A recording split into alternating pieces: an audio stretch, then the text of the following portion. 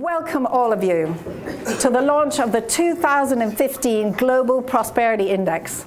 And I'm Iain Duncan, the Executive Director of the Institute. Now, if you don't know, the Institute defines prosperity as a combination of factors. It's not just how well off you feel, but it's also how satisfied you are with your life. I'd like to take this opportunity particularly to congratulate one of the advisors on our index. As you probably heard, Professor Angus Deaton of Princeton University was just announced as a Nobel Prize winner for economics. Wow. And he is a great friend of the Institute and will continue to advise us on the index. Now, there's one thing you should know about this year's index, and that is the UK economy since 2009 has shown a remarkable turnaround. And much of that credit has to go to our guest speaker tonight, Iain Duncan Smith. As Minister for Work and Pensions, he's had to make some very brave and difficult decisions about how to fix our economy and promote welfare reform.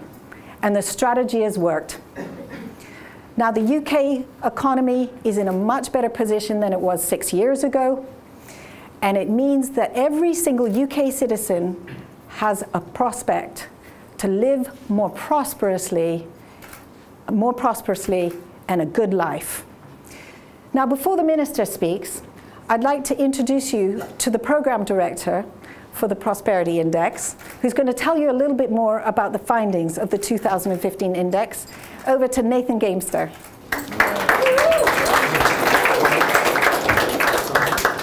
Well, welcome everybody. Good evening.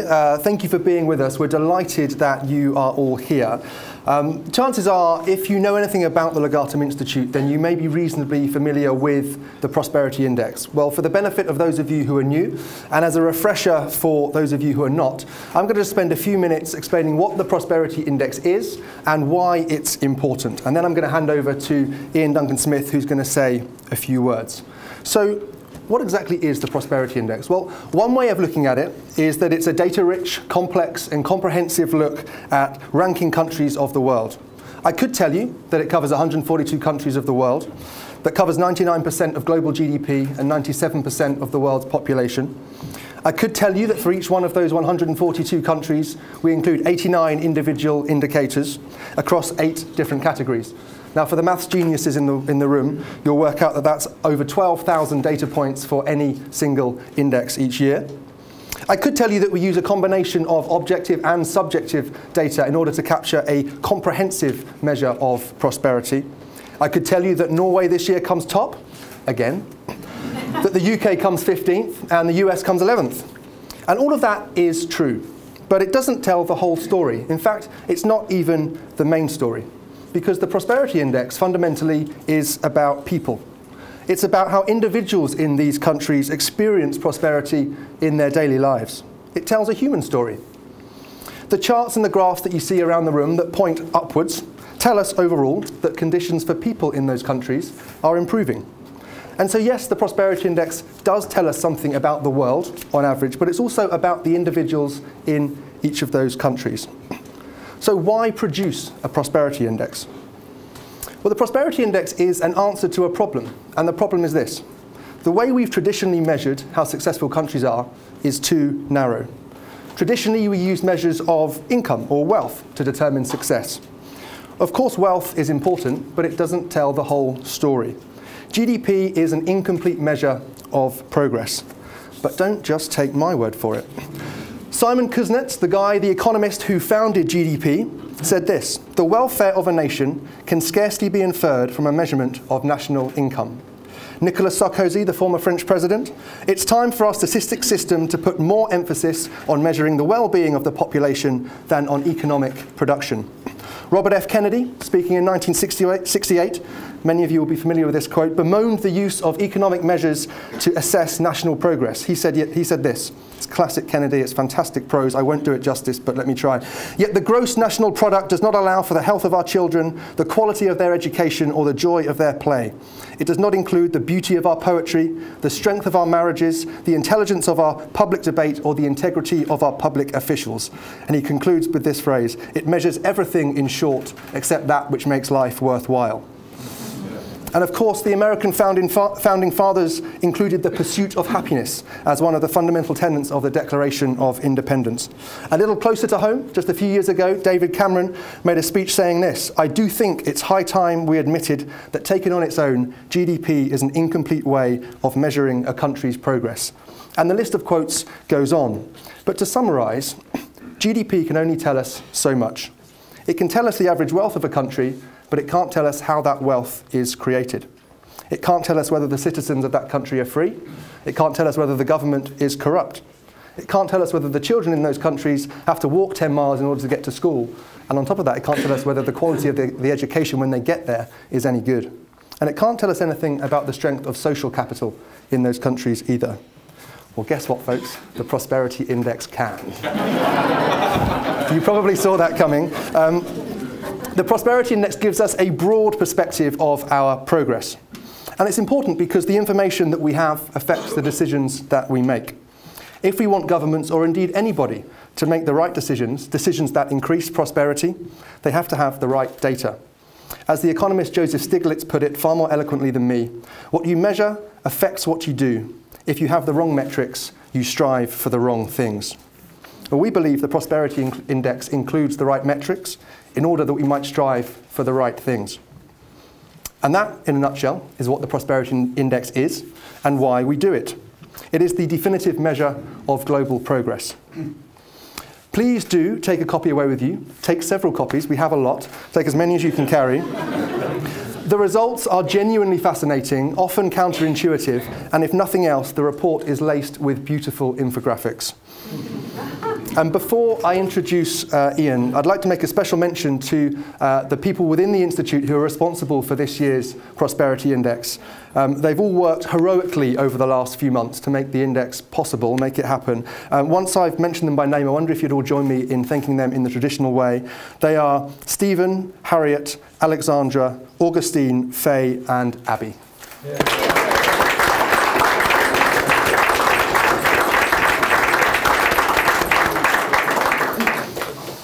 Iain Duncan Smith is the Secretary of State for Work and Pensions. As well as founding the Centre for Social Justice, he's been the leader of the Conservative Party and the Member of Parliament for Chingford and Woodford Green since 1992. As Iain mentioned earlier on, one of the government's big success stories of the last 5 or 6 years has been the way it's turned around the British economy, and in particular seen so many people returning to work. Much of that credit lays with Iain, and in particular the vision and leadership he has brought to the DWP. Although I'm sure he'll be the first to admit that there is still much work to be done, the story so far is extraordinary. Secretary of State, it's great to have you with us. The results of this year's Prosperity Index validate many of the policies that you and your department have pursued over the last 6 years. We're delighted to have you here to help us launch it tonight. Ladies and gentlemen, Iain Duncan Smith. Your Royal Highness, Nathan, everybody here assembled, my real pleasure to be asked to come in here and speak. When Christina said, would I come and do this, she said to me very clearly, I want you to speak in no more than 2 minutes. and then she says, you don't have to take the full time available to you either. So I'm going to try and clear this one quickly, if you don't mind. And also, I must say, when I was asked to come and speak about this, it did occur to me that, I've never really been very clear about league tables very much. I suppose, as being a Tottenham supporter all my life, we have a different view about positions in league tables. It's the quality of the game that matters more than anything else, I think. And I suspect maybe in some way, Nathan, you were arguing that that's exactly what this report is actually telling us all about. So first of all, guys, it's a real pleasure to be able to come and to introduce this report. Most of all, some very kind words said about the government. The government will first admit, the Chancellor having done huge things to get the economy moving and moving in the right direction, that there's a huge amount more to do. So it's not as though this is in any way even a halfway finish. But what is really quite interesting about this was the figures I noticed from the index that said that the UK had risen 9 places on the Economic Prosperity Index, and 5 places higher than we were when the financial crisis hit. So it gives us some indication from what you're saying that the quality of the work going on seems to be moving in the right direction. I say seems to be moving in the right direction because an awful lot of events outside of the British economy can also have a massive effect on where we go on that. And the other bit that I thought was really interesting when I looked at it was, more importantly perhaps for me, was the idea of optimism about future employment. I took that as a really interesting feature because so often we measure things actually as they are and they come and go, but more importantly, how do people feel about the lives that they lead, and what do they feel about where those lives are taking them, and whether or not the options and the opportunities exist for them. And I thought this relevant figure here, which talked about how the number of people who said they were confident about finding work back in 2009 was only 9%. And today it's close to 50%. Now 50%, that's still not good enough, but 50% is a significant improvement. It does mean at last people are beginning to feel that there is something that's flowing down to them from the changes in the economy, the beginnings of improvements to their salaries and their incomes, and the nature of the number of job vacancies that they can see even advertised almost every day. And nearly 9 in 10 believe working hard gets you on in life. And that's a critical component, because the one point that I've always made throughout all the changes that we want to make, and we can debate, you know, the efficacy of those changes and whether or not we should have done things differently, but notwithstanding that, the key principle I've always said is that you know, you change your lives through work. As far as possible you can, then work actually gives you the opportunity to shape your life and to move on. And without work, you rely hugely on government to make sure they dictate your life. So as far as you possibly can, to help people to break free from that government embrace, enough to be able to make their own lives change.